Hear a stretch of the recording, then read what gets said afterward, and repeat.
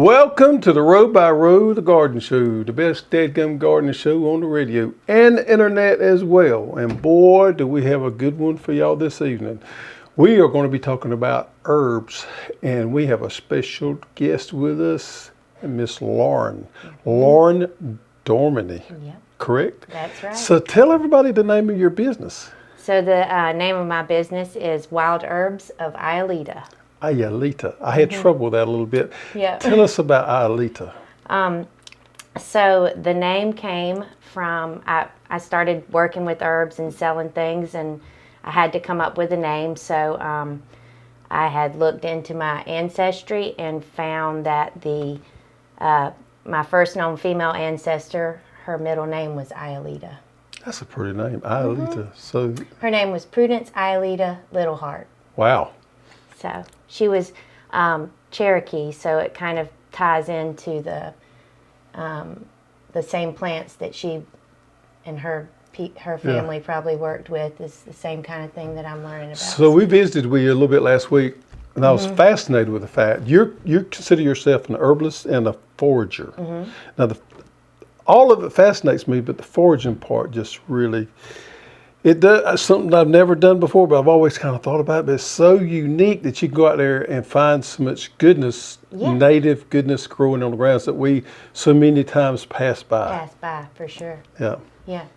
Yeah. It was kind of, you start learning about the plants. You identify one plant out there on your walk, and then start looking for more and more things, and you do a little bit of research and find all of the different uses that throughout so many histories, and so many different groups of people have come to use the plants. So how long have you been down this journey? It was summer of 2019 when I really started the heavy research and exploring the wild stuff. So, wow. Yeah. We'll dig in a little deeper. Yeah. We'll dig in a little deeper later, but it's going to be a great show, y'all. So let's talk about our product spotlight of the week. And I want to bring this up because this is time sensitive for everyone. But I know everybody's probably got this winter squash growing, and pumpkins and regular squash, summer squash as well, and cucumbers. Now, what we're seeing a lot of this time of year, and it happens every year, is we're seeing a lot of disease problems, and we're seeing powdery mildew and downy mildew. Now, downy mildew seems to be the worst one. That's the one that you really don't know what you got a problem with. You'll see little yellow blotches on your leaves, and next thing you know, your plants are dying.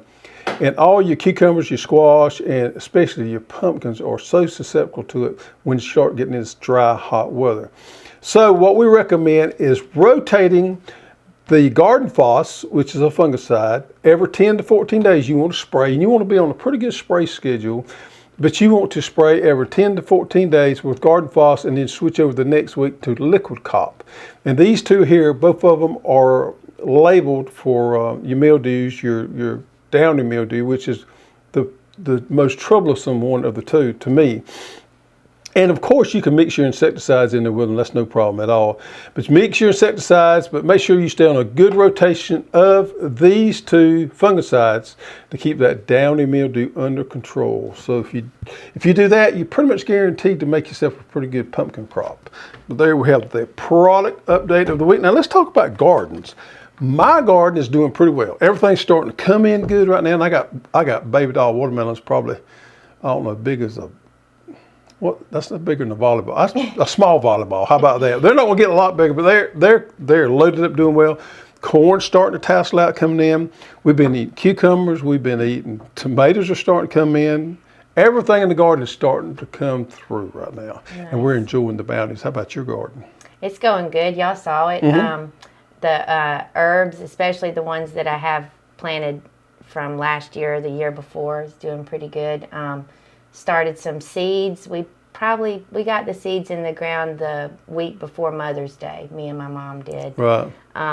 so that we've got some amaranth and sunflowers planted. So Yeah, it's extremely dry where we live. Very dry. And that drip irrigation is really paying off right now. So Yes. some years when we have a wet year, you kind of wonder why you spent the money on that drip irrigation. This year, you understand why you made the investment, and it is paying off. We need it. Yes, Yep. we need it. All right, so I got one more thing. We always kind of do a corny joke of the week. A lot of people really rave about my corny jokes of the week, and I wanted to throw one on you here. And my corny joke of the week is, why do plants go to therapy? I couldn't figure it out. To get to the root of their problems. Oh, Yeah. that's good. Yeah. Feel free, you all, to use my corny joke anytime opportunity arises. You can use that one. To get to the root of their problems.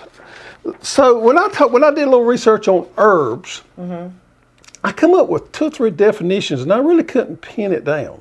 Yeah. So one of the ones that I read says, any plant with leaves, seeds, or flowers used for flavoring, food, medicine, or perfume. Well, that could be any vegetable as well. So that's kind of a vague definition. Another one that I read said, any seed-bearing plant that does not have a woody stem and dies back to the ground after flowering. Now that's Not right. That's not right, because basil has a woody stem to Basil, it. lavender, What about the rosemary. roselle that we love to grow? It has a very woody stem. Yeah. So that's not exactly right either. And then another one that I read, which kind of generalized things, which is you're safer to do that.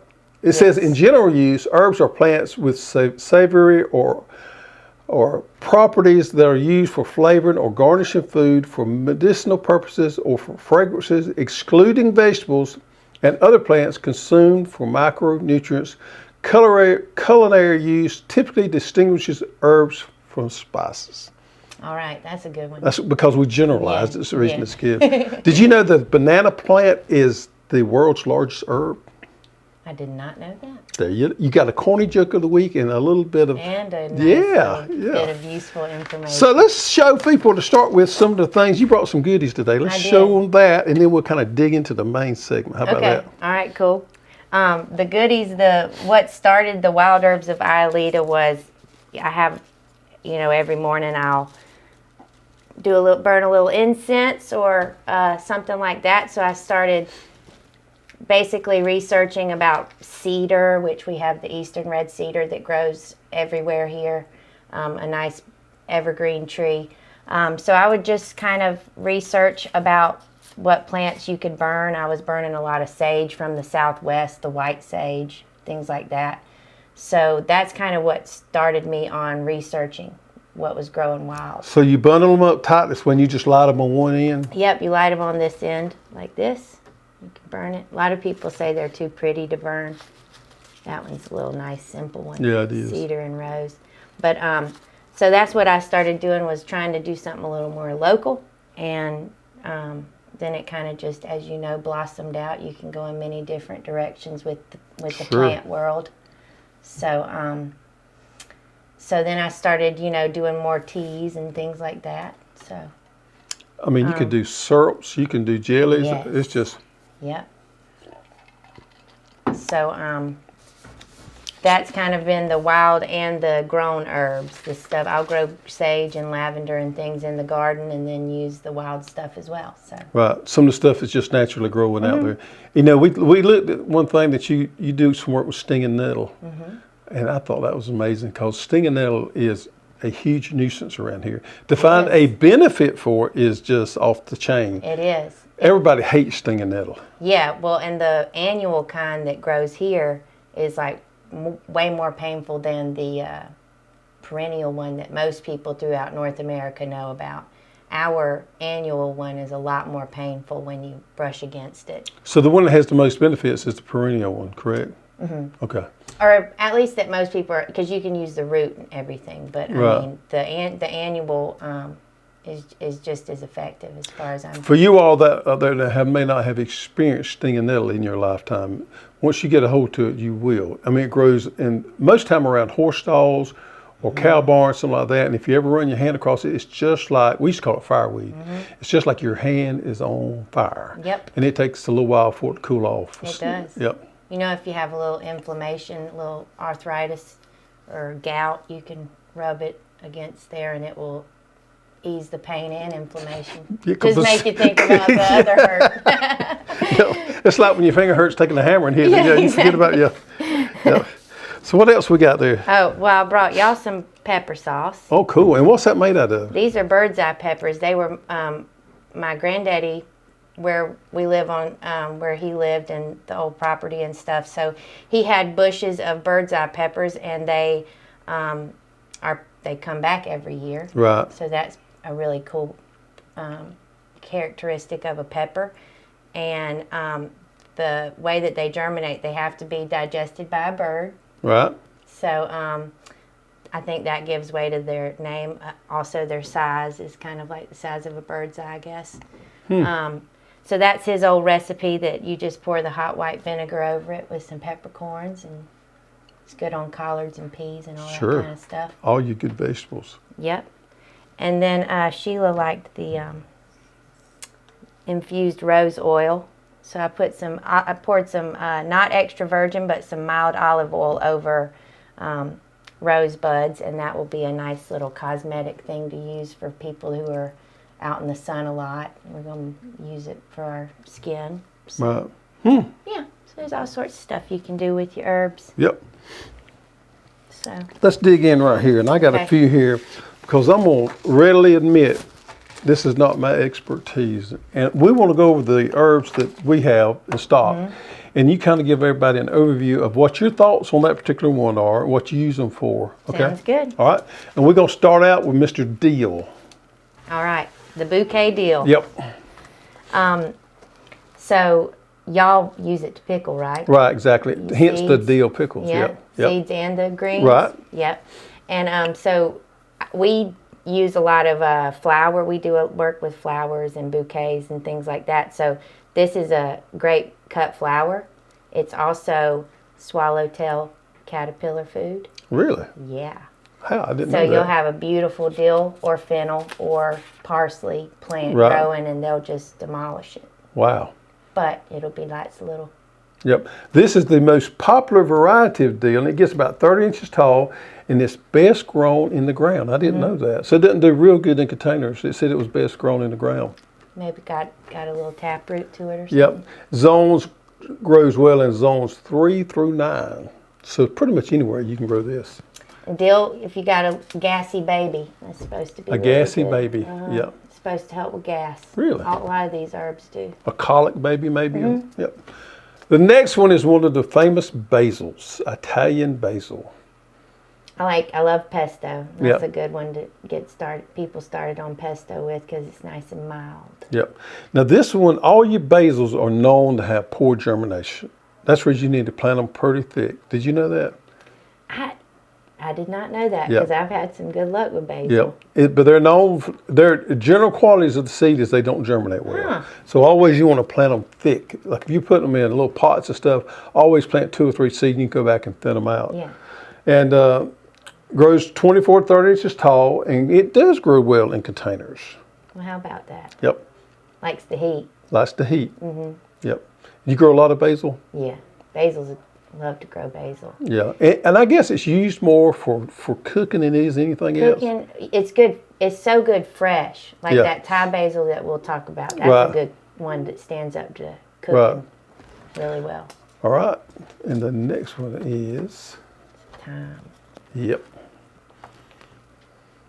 And it grows 6 to 12 inches tall, and it's good through zones 5 through 9 and loves full sun. And the bees love thyme when it's Yep. blooming. Yep. And I like to do thyme in honey. Let it sit in the honey, and it's a nice herby honey. You'll Like put a tea or something? You'll just let it steep in the honey, Yeah. and then you'll pour it over like cheese and crackers. And Well, that's a good thought. I've never thought about Real that. Yep. that's what I wrote down about thyme. That's what I love to do with it. Yep. Early spring and the fall, you can plant this in the fall as well. And I think it'll die out come cold weather, but you can get a lot of, especially where we live, it'll probably make it on into December. Ours has lived on through. Oh, all the way through? Wow. You've overwintered it. Yeah, oh yeah. The next one is garlic chives. And Mr. Garlic chives is, believe it or not, in the same family as onions, allium family, and it's good through zones 3 through 10. Now, most people eat this, they chop them up to greens, right? Is that the way you Use do them it? fresh. Yeah. Yeah. Yep. They're good. They're just as good for you as like garlic or onions. Good for your kidney and liver. Yep. And some people say they have more of a garlic flavor than they do chives. So that's a good one right there. Yeah, it is. The next one is Italian parsley. Now, this is one I have not grown. We've got a huge parsley plant. It's bolted and bloomed now, but 12 inches tall, and it has the similar. Now, what the mistake we have made is going buy cilantro in the store before, and accidentally you pick up a Yes, bundle I've done of parsley because it looks real similar to Yes. cilantro, but it is different. it is very different. Yep. Row spacing 12 to 18 inches, 75 days to maturity. It's another one that's on my to-do list to grow Italian parsley. And I guess it's used, hence the word Italian, a lot of Italian dishes. Yeah. Yep. I do a little, have you heard of a chimichurri sauce? I have not. It's like mint, cilantro, and parsley, red wine vinegar. It's good on beef. So like Really? do like a flat iron steak or a Yeah. skirt steak with it. It's good. Now, this is probably my favorite one right here. Yeah. I like that. Yep. Broadleaf sage. 20 inches tall and grows from zones 4 to 8. Now, most of y'all have eaten sage before, and you may not have known it because it is a staple in just about all sausages. Yep. That's what makes sausage so good, is that sage. You want to know why? Why? They use it in sausages? Why? It's a carminative, which is like dill. It's good to help your digestion of more heavy foods. Really? Yeah. So it's in stuffings and meats. Yeah, dressings have a lot of sage in them. Yep. And how's your preferred way of using them? I love to use sage with sweet potatoes, actually, and like the potatoes, sweet potatoes, things like that. But then I'll do it in a lot of tea. Tea? Sage tea? Yeah. You don't want to steep it for too long, but it is a good tea if you. Because it is one of the stronger ones. It is stronger, but it's full of good. It's okay. So if you got some sinus issues, you could do a little throat gargle of some sage tea. Helps with all of your respiratory sinus type stuff. Wow. 90% germination there. 80 days, so kind of plant this ahead of time when you're going to need to use it, because it's 3 months before it's going to be ready for you. Now, here's one I know the least amount about. There's one of your favorites here. Borage. Borage. Talk to me about borage. Borage for courage. Yep. That's what they say. Yeah. The Crusaders actually carried borage around. And it actually believed in courage, but it's edible, beautiful little edible cucumber-like flowers, and the leaves are edible as well, full of anti-inflammatory properties, and you can freeze the little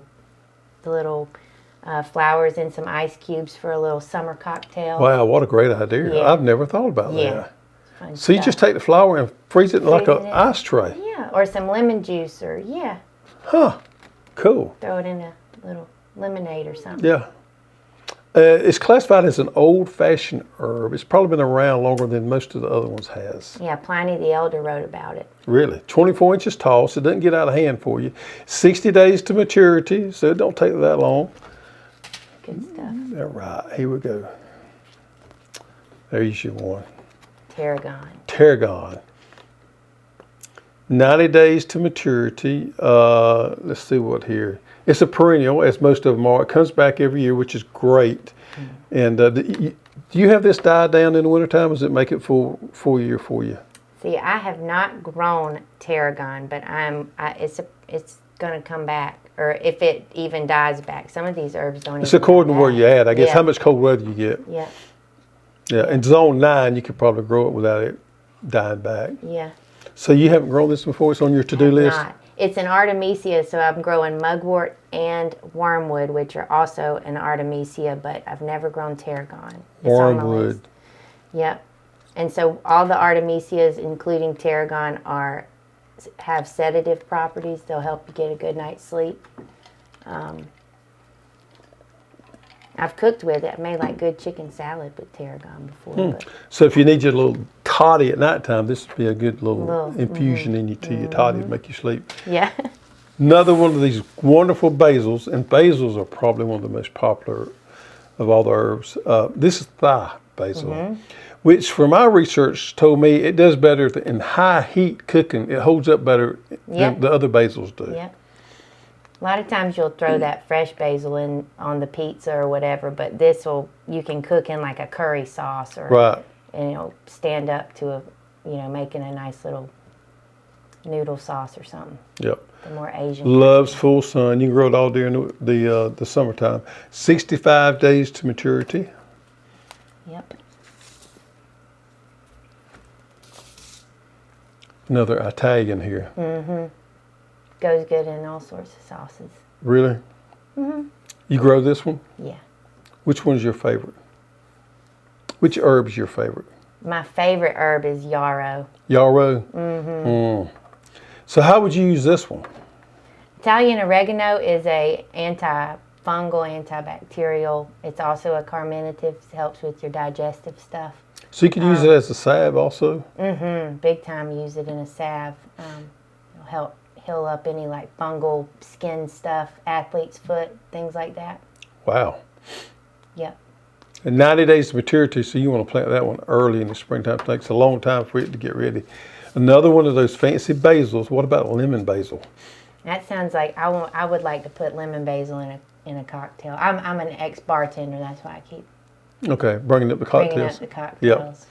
Yep. Lemon basil, of course, has that lemon taste to it that the other basils may not have here. See where my notes are on lemon basil. Put that in some cucumbers. It's actually a hybrid. Huh? It's crossed between two other basils, and it's popular over in the Vietnam area over there. 60 days of maturity, so it didn't take that long. A couple months, and she's ready to go. And here's the very last one. Now this right here is a sweet basil, and this is probably the most popular one for maybe not high heat cooking, but for regular cooking. That's what I think is on the margarita pizza. You get. Oh, really? This is it. Pretty leaves put on at the end. So if you go to the grocery store and buy basil, this is probably the variety you're getting. Yeah, about. It has a big leaf too. Yep. For like $6. Yep. Now let's go back. So we've covered all that. Let's talk about your favorite herb again and tell me why it's your favorite. Yarrow is the name of my favorite herb, and it is it's native to North America. It's called Achillea millefolium is its Latin name. It's named after Achilles because he was a commander in the war, and all of his soldiers, when they were wounded, he would use yarrow. You can, if you're like out working or something and you got some yarrow, you cut yourself. Take off a piece of yarrow, chew it up, and you can just spit it right onto the wound, and that's called a poultice. Yeah.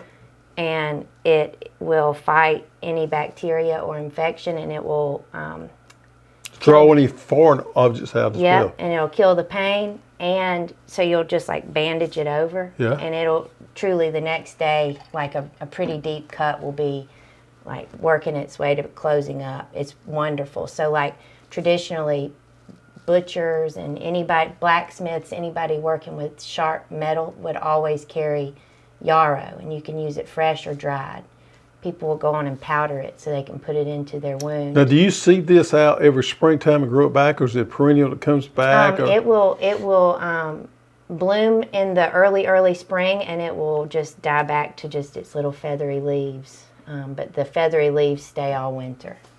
So, and it's a heat-loving plant. We, down in this area, we can grow it all day long. But it will also, if you want to plant it, if you have a really poor soil bed or something, you plant this yarrow there. It sends down these deep roots, and it secretes chemicals that actually strengthens the other plants. So it's recommended to put it at the bottom of a fruit tree, or if you have a really poor soil plot that you just want to cast some yarrow seeds out there, it will, after about 6 months, it will replenish a lot of the nutrients in the soil. And it's a great companion plant for beans and corn. Really? How about insect stings? Yeah, it would work on. I mean, it works on pretty much anything but it's especially when you get cut. Okay. Dill is great for insect stings. Sage is great for insect Have you ever put chewing tobacco on an insect sting? Mm-hmm. It's amazing to me how quick that will pull the poison out of there. It is It's just amazing. boom. I don't know what property the tobacco has in it, but back in the day, I used to chew a little backer when I was, and we call it backer down Just here in the in south, case you just got in bit. case. But yeah, you could take that and put it on there, and just a minute it It's was amazing, gone. It was right? gone, and the swelling would be gone. It was, and if you didn't have any backer on you, you found somebody that did have some backer on them, and you put that on there real quick. So yeah. All right, and you have a great Instagram page, and tell us about that. That's for your primary social media, Yeah. your platform, I guess. Yeah, and on Facebook with the same name, but yeah, I'm more, I like the Instagram, the way to use it, so I'll post just things that I'm up to, or recipes, or sometimes just junk, but Well, I try to noticed, make I it went to fun. your Instagram page, looked around, you're a pretty good photographer. Done a pretty good job on those pictures, yep. And if anybody's got any questions, I'm assuming they can post to your Instagram page. You'd be glad to answer those questions. Message me. So let's show them a few of the resources that you've learned, that you've used along the way to learn from. Because I thought Okay. this was pretty good Sounds stuff. good. So I brought, this first book is called A Georgia Food Forest. It's 180 That's all right. perennial edible plants and a design guide for the Zone 8 homegrowner. And so that is full of wonderful suggestions, and this lady, she gives you all sorts of, I say this lady. Uh-oh. What's her name? Dill, actually. Deal. Last name? Deal. Dill. So where did you get this book? Janice Ray. Janice Ray. Gave me And this. if y'all don't know Janice Ray, tell everybody who Janice Ray is. Janice Ray is a South Georgian. She's somebody that we're all very proud of. She is an author, and she writes these beautiful stories about growing up in the South, and also intertwines it with giving you a little bit of passion about the Would you say natural world. that She's we a live in. naturalist. Would you classify her as a Yes, naturalist? absolutely. She is I first heard her speak here in Moultrie. She was on a book tour years ago. It was my first running with her. But then it must have been about a year and a half after that. I was in Sonoma, California, ran into her. She does a lot of speaking, or she did back when before the virus stopped everybody from traveling. But she travels a lot and does a lot of speaking. Is a very good speaker, a well-known speaker in the naturalist circle. Yes, Yep. she will light your fire, Yep. so to speak. Yep. So this is a good one here. Everybody, especially in Zone 8, but I'm assuming you could find it from other zones. You could possibly take this book right here and use it as a reference and go out into the forest and find your next meal. absolutely. All right. All right, and this one's called Mountain Medicine. We're not in the mountains, but this is comes highly suggested by Daryl Patton, the southeastern herbalist that most people from the southeast know. He's got it all figured out from Appalachia down to Florida and then over into Alabama and stuff. This is Tommy Bass. He's an old Appalachian mountain man that focuses on all of the wild growing stuff, the goldenrod and ginseng and violets and things. So We got cheated out on the ginseng a little bit here in the south, didn't we? yeah. Yeah, I guess it's, and the snow. I do like the North Carolina snow. Yeah. It goes away quick enough. And then the last one my mom got me for my birthday, and it's full of recipes and things, the Lost Book of Herbal Remedies. She gives you all sorts of healing recipes and ideas for your plants and mushrooms and all of that kind of stuff. Good coffee table books. Oh, yeah. Good reading at night time when you got nothing on TV you can watch. Yeah. Which is most of the time. Yeah. So sit down and get you a book. Exactly. Well, Lauren, it was great today. I envy you a little bit. I'll be honest with you. I wish I had more knowledge, and it's one thing I would love to do is become more knowledgeable about our native plants and their uses. Now, I know what a lot of the native plants are, Yeah. but I just don't know the uses for them. Well, the seed is planted. This seed is planted. And you know, this is another thing. Sometimes we've got to, and I'm as bad as anybody, but sometimes we have to sit back and look at the beauty of the plant instead of the weed that is beside it. We get caught up in everything has to be so perfect. But sometimes it's just not meant to be perfect, and we got to realize the beauty in what we're looking at. And I have that problem, and I feel like a lot of our listeners have that problem sometimes. We just need to back up and reevaluate things. Don't you agree? I certainly do. Yep. All right. Well, it's been a pleasure. It's been a pleasure for me as well. Well, heck yeah, we'll have to do it again sometime. Okay, sounds good. So check out Laura's Instagram page, and you'll be surprised and you'll be inspired as well, I hope. So thank you very much for watching, and get out there and learn something new, try something new, and don't be afraid of failure. Nope. All right, folks, now it's time to get out there and get dirty.